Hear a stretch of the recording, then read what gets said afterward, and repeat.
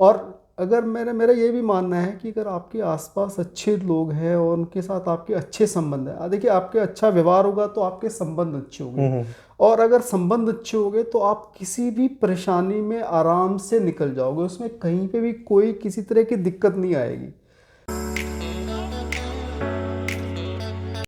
Hello everyone.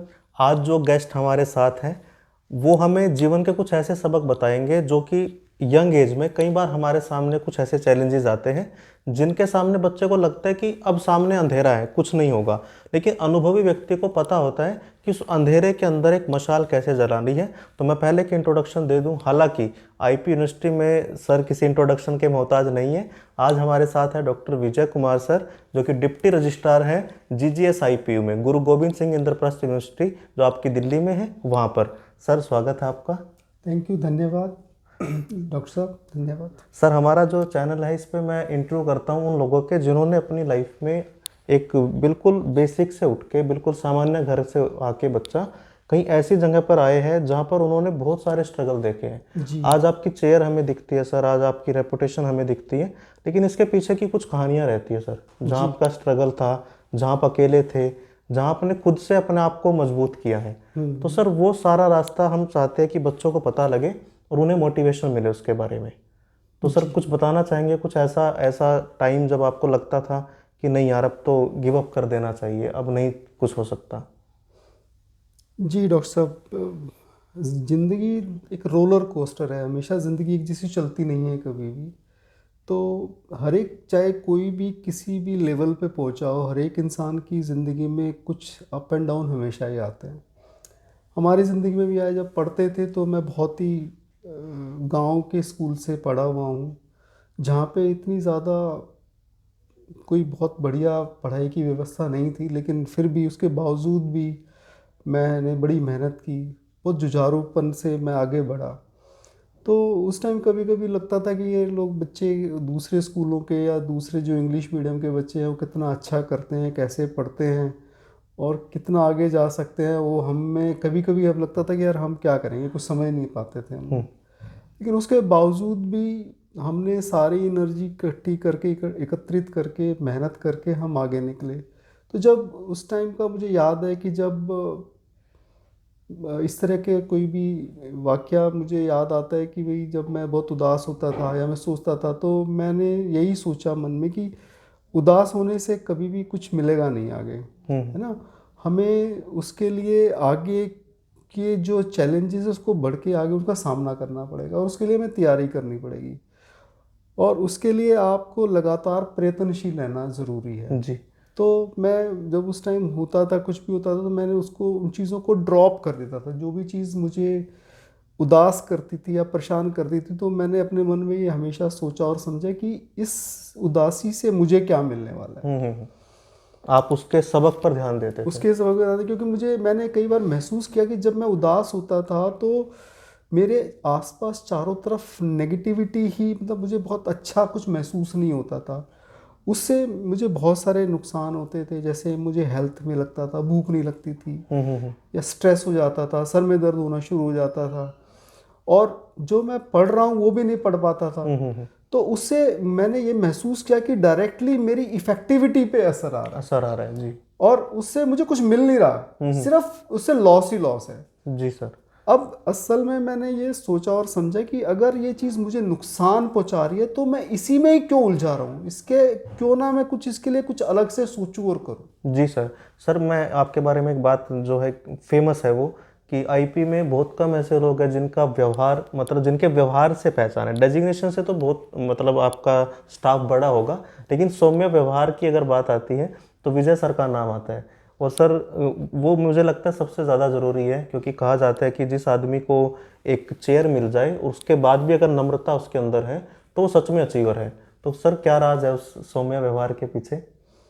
देखो doctor साहब, व्यवहार तो मैंने ये समझा है कि मैं जो व्यवहार दूसरों से चाहता हूँ, दूसरों से करता हूँ, मैं वही व्यवहार करूँ जो मैं चाहता हूँ कि लोग मेरे साथ करें। जी। और मैंने हमेशा ये पाया है कि हर एक इंसान एक यूनिक इंसान है, बहुत ही शानदार किस्म का इंसान है, चाहे वो बड़े हो या छोटा हो या किसी लेवल का हो। अगर आपका व्यवहार और आपका आचार विचार व्यवहार बढ़िया नहीं होगा तो आपकी रिकॉग्निशन के साथ साथ आपको लोग पसंद नहीं करेंगे। और अगर मेरा मेरा ये भी मानना है कि अगर आपके आसपास अच्छे लोग हैं और उनके साथ आपके अच्छे संबंध हैं, देखिए आपके अच्छा व्यवहार होगा तो आपके संबंध अच्छे होंगे, और अगर संबंध अच्छे होंगे तो आप किसी भी परेशानी में आराम से निकल जाओगे, उसमें कहीं पे भी कोई किसी तरह की दिक्कत नहीं आएगी। क्योंकि देखिए जब मैं कोई परेशानी में होता हूँ तो मैं परेशानी में हूँ, कोई इसलिए परेशानी में हूँ क्योंकि मुझे उसको हल समझ नहीं आ रहा।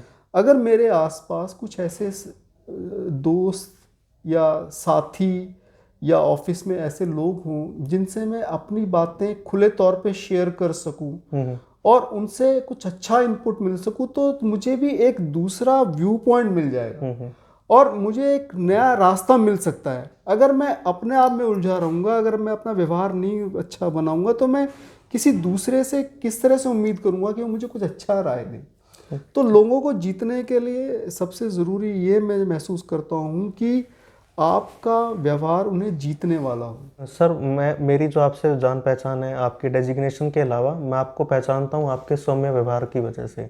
और ये मैं ही नहीं सर, बहुत सारे जो मेरे मित्र लोग आपको जानते हैं वो सब इस बात का मतलब जिक्र करते हैं कि सर के पास कोई भी चला जाए, नॉन या अननोन, चाहे वो किसी डेजिग्नेशन पे है कि नहीं, इवन कोई स्टूडेंट भी चला जाए, आप उसे बहुत अच्छे से बैठा के उससे बात करते हो और उसकी सारी चीज़ें पूछते हो। सर मैं बस इसी का सबसे ज़्यादा इसी पर आपका व्यू जानना चाहूँगा कि क्योंकि अक्सर क्या होता है ना सर, चेयर आने के बाद या डेजिग्नेशन आने के बाद, पावर आने के बाद आदमी नहीं बात करता ढंग से। और मैंने कई बार ये सुना है कि अरे अच्छा ये दिक्कत है तो चलो विजय सर से बात कर लेते हैं जाके, और मैं भी कई बार आपके पास आता हूँ तो आपने कभी ऐसा वो दिखाया नहीं है। तो सबसे पहले मैं यही सोचता हूँ कि भाई जो भी मेरे पास आया है कम से कम मैं उसको अच्छा वाइबल सॉल्यूशन दूँ ताकि वो अपने काम के अगले स्तर पे पहुँच पाए और उसे पूरा कर पाए। इवन सर मैं आपके कुछ पुराने छात्रों को भी जानता हूँ जो मेरे मित्र मंडली में हैं, वो ये बताते हैं कि अगर आपसे आज भी किसी टेस्ट के लिए बात करते हैं, पूछते हैं, तो ना सिर्फ कि आप बताते हैं, बाकायदा बुलाते हैं कि आओ मैं पढ़ाऊँगा।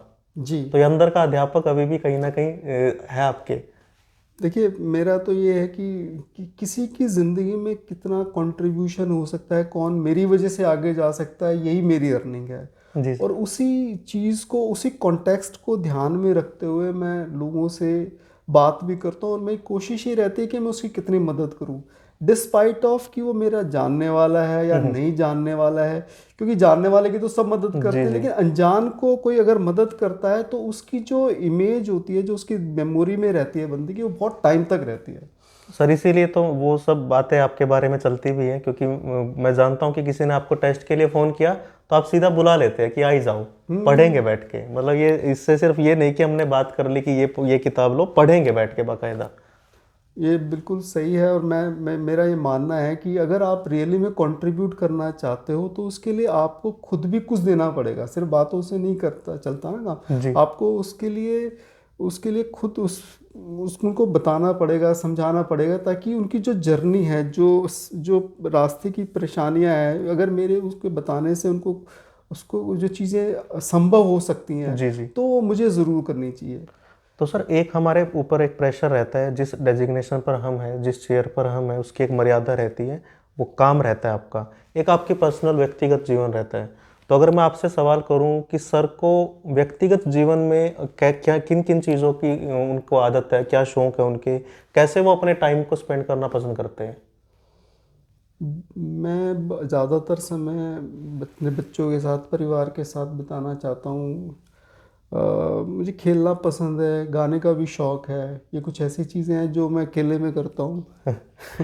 तो सर योगा के बारे में भी आप काफ़ी बता रहे थे, एक दिन बात हो रही थी आपकी। हाँ, आज मैं कल एक वीडियो देख रहा था कि जो एक आदमी को 24 घंटे में से 1 घंटा अपने लिए ज़रूर निकालना चाहिए। जी। इतने इस शरीर को अगर आप स्वस्थ हो, क्योंकि आपने काम इस शरीर से लेना है जी। अगर इस शरीर को आप स्वस्थ और निरोगी नहीं रख पाएंगे तो इससे आगे वाले आपके काम में बहुत ही ज़्यादा परेशानियां होने वाली हैं। तो सर जो आज की जनरेशन है वो कहीं ना कहीं इंस्टेंट, उन्हें हर चीज़ चाहिए, एकदम से चाहिए उन्हें। आपकी जनरेशन थोड़ा सा उस बारे में एक धैर्य रखती थी। आज का बच्चा अगर तुरंत आज कुछ करता है वो तुरंत रिजल्ट देखता है। इवन वो कोई फोटो डालता है तो चेक करता है थोड़ी थोड़ी देर बाद कितने लाइक आए, कितने शेयर हुए, किसी ने कोई कमेंट किया कि नहीं किया। और अगर वो नहीं होता, वो नंबर अगर मैच नहीं करते उसकी एक्सपेक्टेशन के साथ, तो उसे डिप्रेशन आता है, उसे टेंशन होती है कि मुझे लोग पसंद नहीं करते। उसकी वजह से वो काफ़ी अपने आप को, अपनी सेल्फ इमेज को ख़राब कर लेता है। तो सर आप क्या कहना चाहेंगे, क्योंकि आपने तो बहुत बेसिक जो एजुकेशन सिस्टम होता है सरकारी स्कूल का होता है वहाँ से शुरू किया है सर, और आज आप डिप्टी रजिस्ट्रार तक की यात्रा पर है, जो कि अपने आप में एक बहुत बड़ी अचीवमेंट है। भले मैं आज आपके बराबर में बैठा हूँ, लेकिन आपका बड़प्पन है, पर अपने आप में आपकी डेजिग्नेशन बहुत बड़ी है। तो सर क्या कहना चाहेंगे उस जनरेशन को कि वो धैर्य कितना ज़रूरी है? देखिए, धैर्य के बिना कुछ भी चीज़ आप थोड़े टाइम के लिए तो पा लेते हैं, आपको संतुष्टि सुख वो मिल जाएगा, सुकून, लेकिन संतुष्टि नहीं मिलती। संतुष्टि प्राप्त करने के लिए, सेटिस्फेक्शन प्राप्त करने के लिए आपको जो डिज़ायर्ड वे है, जो रास्ता है, उसी पे चल के ही मिलना पड़ेगा। जितनी ज़्यादा आप एक्सपेक्टेशन करोगे उतनी ज़्यादा लेवल ऑफ हैप्पीनेस आप इंजॉय कर पाते हो। Least expectation more level of happiness, जी सर। है ना। तो अगर आपको खुश रहना है तो एक्सपेक्टेशन कम से कम करो। देखो, अगर मान लो आप जैसे बता रहे हो बच्चे लाइकिंग के बारे में पसंद करते हैं, अगर किसी ने, आपने 10 लोगों ने आपको लाइक कर दिया, will it really make any difference in you? जी sir, that is the point, है ना। क्या वो रियली में कोई डिफरेंस क्रिएट करता है? और जो आपके अच्छे अपने मित्र हैं वो आपको लाइक करे ना करे, वो आपके साथ हमेशा खड़े रहने से। और कोई आदमी आपको लाइक कर दे, बाद में आपके बारे में कुछ बोले, तो उससे भी कोई मतलब, उसका भी कोई मतलब समझ में नहीं आता है मेरी नज़रों में। तो आपको ये समझना चाहिए कि छोटी बातों से डिप्रेस होने से कोई फ़ायदा नहीं आता। जो आदमी बड़ी सोच रखता है, जो बड़ी समझ रखता है, उसको छोटी छोटी बातों पे निराश नहीं होना चाहिए। वो उसकी ज़िंदगी में कभी कोई कंट्रीब्यूट नहीं कर सकती। सर ने बड़ी अच्छी बात कही कि अगर आपका जीवन का विजन बड़ा है, अगर आपके जीवन में मुद्दे बड़े हैं, तो छोटी छोटी लड़ाइयाँ आपको छोड़ देनी पड़ती है, सरेंडर करनी पड़ती है। सर मेरा अगला सवाल ये था कि जब आप यहाँ बैठे हैं, यहाँ आपसे मिलने के लिए लोग आते हैं, आपसे कुछ काम के लिए आते हैं, आज मैं आपकी तारीफ कर रहा हूँ, लेकिन एक समय होगा जब विजय सर अकेले होंगे, अपने संघर्ष के साथ खुद डील कर रहे होंगे, ना तब संगीत इंटरव्यू लेने आया होगा, ना बाकी और लोग आपसे मिलने आए होंगे। वो समय कैसा था सर, अगर आप मुझे संक्षेप में बता पाए, और उस समय से आपने कैसे, किस माइंडसेट के साथ डील किया? क्योंकि बच्चों के सामने भी वो समय या तो अभी है या कभी ना कभी तो आएगा सर, वो जीवन में सबके आता है। हमारी ज़िंदगी में भी क्या होता है ना कि सभी इंसान की ज़िंदगी कभी एक जैसी चलती नहीं है। कभी सुख, कभी दुख, कभी गर्मी, कभी छाँव, और रोलर कोस्टर है ज़िंदगी, ऐसे से चलती है, कभी भी एक जैसा नहीं। अगर आज सुख है तो कल दुख होगा, कल दुख है तो परसों सुख होगा। हमेशा सुख भी रहने वाला नहीं, हमेशा दुख भी रहने वाला नहीं है। तो जब मेरे को परेशानी या कुछ इस तरह की दुख होती थी, तो मैं अपने आप को असहज महसूस करता था। मुझे लगता था कि मेरे चारों तरफ नकारात्मकता हो गई है, और उस नकारात्मकता का प्रभाव मैं देखता था कि मेरे आसपास से कोई भी अच्छी खबर नहीं आ रही है, और उससे मेरे शरीर के अंदर भी जो हलचल या जो चेंजेस हो रहे थे, उससे मुझे महसूस होता था कि कुछ अच्छा नहीं हो रहा है ये। और मैं जब उसको पूरा अवलोकन करता था, पूरी स्थिति को अवलोकन करता था, तो मुझे लगता था कि ये तो पूरा का पूरा नेगेटिव है, और उससे मुझे कुछ फ़ायदा भी नहीं हो रहा है। जी, शरीर का भी नुकसान हो रहा है, शरीर का भी नुकसान हो रहा है, वक्त का भी नुकसान हो रहा है, रिजल्ट भी कुछ नहीं आ रहे हैं। जब आपको सारी चीज़ों से ही नेगेटिविटी हो रही है, सब चीज़ों में नुकसान ही हो रहा है, तो आपको उस जगह रुकना नहीं चाहिए, उन चीज़ों को ड्रॉप कर देना चाहिए, ताकि आप कुछ आगे उससे अच्छा सोच सकें। और आपको ये मन में धैर्य रखना चाहिए कि जो वक्त आज है वो कल नहीं रहेगा, समय गुजर जाएगा, समय गुजर जाएगा। दूसरी चीज़ ये है कि ज़िंदगी का सबसे अच्छा जो मैंने चीज़ समझी और समझ में आया कि अभी मेरे सामने ये पोजीशन है, ये समस्या है, अब इस समस्या के साथ मेरे पास क्या क्या समाधान है। Outcome oriented approach, outcome oriented approach. अगर मान लो मैं उस समस्या में उलझा रहूँगा और उसकी समस्या के जो समाधान है उसको ध्यान से नहीं देखूंगा, उस पर काम नहीं करूँगा, तो समस्या भी जस की तस बनी रहेगी, और मैं सिचुएशन को भी चेंज नहीं कर पाऊंगा। जी जी जी। तो उसके सबसे बड़ी ये चीज़ होती है, सबसे पहले कि क्या आपकी समस्या है, उसके क्या क्या पॉसिबल आपके सॉल्यूशंस हैं, और मैं उस पर क्या एक्शन ले रहा हूँ। जब तक आप कोई एक्शन नहीं लेंगे तब तक कोई रिजल्ट ही नहीं आएगा। तो एक्शन लेना सबसे ज़रूरी है। आप किसी भी स्थिति में रहें, एक्शन कॉन्स्टेंटली लेते रहें। जी, सर ने अच्छी बात कही है कि आप वहाँ फंसे मत रहिए, क्योंकि वो सिचुएशन तो तब तक नहीं बदलेगी जब तक आप एक्ट नहीं करेंगे। आप बैठ के सोचते रहेंगे तो शरीर भी खराब होगा, मन भी खराब होगा और कुछ बदलेगा भी नहीं। जी सही समझा बिल्कुल सर सही, मैं? बिल्कुल सही। तो सर मेरा अगला सवाल ये है कि आपकी इस यात्रा में भी आपके बहुत सारे गुरु आपके साथ रहे होंगे, मित्र आपके साथ रहे होंगे। तो आज का बच्चा ना फेसबुक पे वर्चुअल दुनिया में ज़्यादा जीता है, रियल गुरु या रियल उसके दोस्त बड़े कम है। तो आपके हिसाब से कितना महत्व आपके जीवन में कि एक ऐसा गुरु होना चाहिए जो आपको गलत सही पर टोक सके, या ऐसा मित्र भी होना चाहिए जो सही में साथ दे, गलत में आपको रोक ले? देखिए, मैं इस पोजीशन में पहुंचा हूं तो इस पोजीशन में पहुंचने के संघर्ष में ना लोगों ने ही साथ दिया। जी। अगर आपके आसपास आपके अच्छे मित्र और आपके सहयोगी नहीं होंगे या आपके गुरु नहीं होंगे या आप किसी कंडीशन में फंसे हो या कुछ आप सॉल्यूशन चाहते हो, अगर आपके पास कोई शेयर करने के लिए ना, गुरु के रूप में आपके अपने माँ बाप भी हो सकते जी, जी। हैं, आपके अपने टीचर्स भी हो सकते हैं, आपके अपने कोई दोस्त भी हो दोस्त सकते भी हैं हो जो सकते आपको अच्छी राय और अच्छा रास्ता दे। हैं। जी। तो आप उनसे अपनी परेशानी को शेयर कर सकते हैं, आप उनके ओपिनियन को कंसिडरेट कर सकते हैं कि भी अगर ये मान लो ये है मेरा एक परेशानी है तो इसके सामने मेरे ये ऑप्शन अवेलेबल है।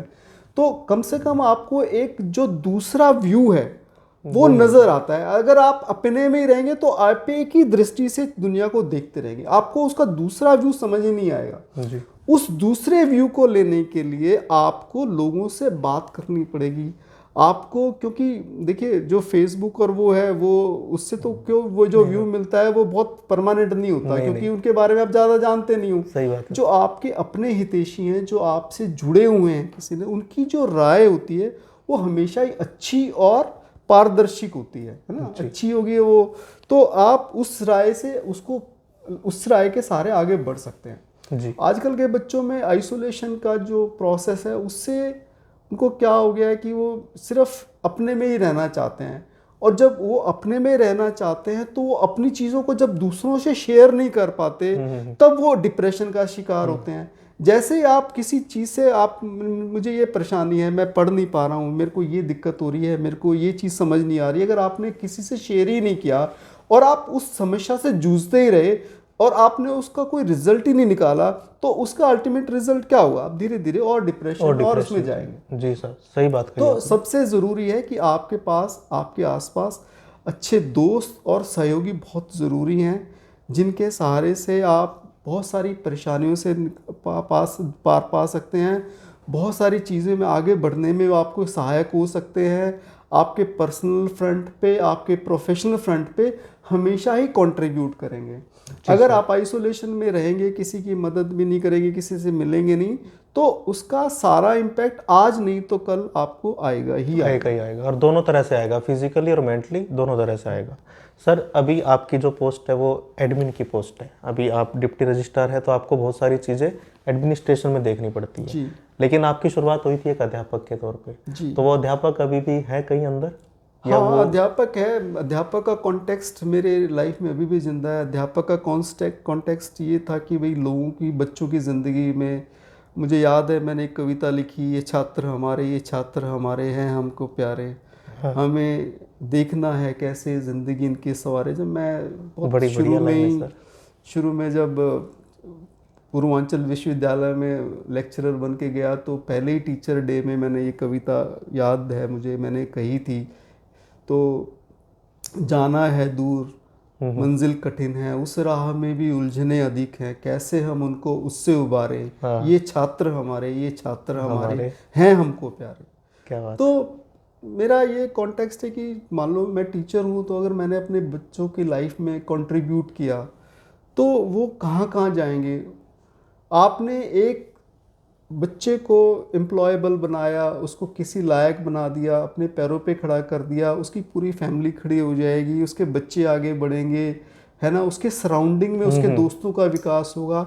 सिर्फ एक आदमी को मदद करने से आप डायरेक्टली इनडायरेक्टली बहुत सारे लोगों की मदद करते हैं, उसके पूरे परिवार को स्टैंड कर पाते हैं। जी सर। और वो अपॉर्चुनिटी आपको तभी मिलेगी जब आप उस कॉन्टेक्स्ट के साथ आप सोचोगे कि भाई उसको, उसका जो भी बढ़ेगा वो, तो उससे उसके आस पास सराउंडिंग में बहुत ही फ़ायदा होने वाला है। जी बिल्कुल सही बात है। कहा जाता है कि आपके माता पिता और आपका अध्यापक यानी आपका गुरु, ये दो ही ऐसे शख्सियत रहते हैं आपके जीवन में जो आपको हमेशा आगे बढ़ाना चाहते हैं। वो आपको के साथ कभी कंपैरिजन नहीं करते अपना, उन्हें हमेशा अच्छा लगता है कि मेरा शिष्य और आगे जाए।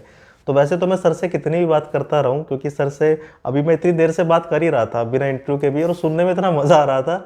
तो इसकी एक लिमिट रहती है। मैं सर आपसे दो छोटे छोटे सवाल और पूछ लेता हूँ। जी। सर अभी तक के जीवन में आप अगर समराइज करना चाहे, क्या सबक है जीवन के, दो सबक जो आप मुझे बताओ कि संगीत बेटा ये करते रहना, जीवन में कभी दिक्कत नहीं आएगी, निराशा नहीं आएगी, या जल्दी से आप उससे उभर जाओगे।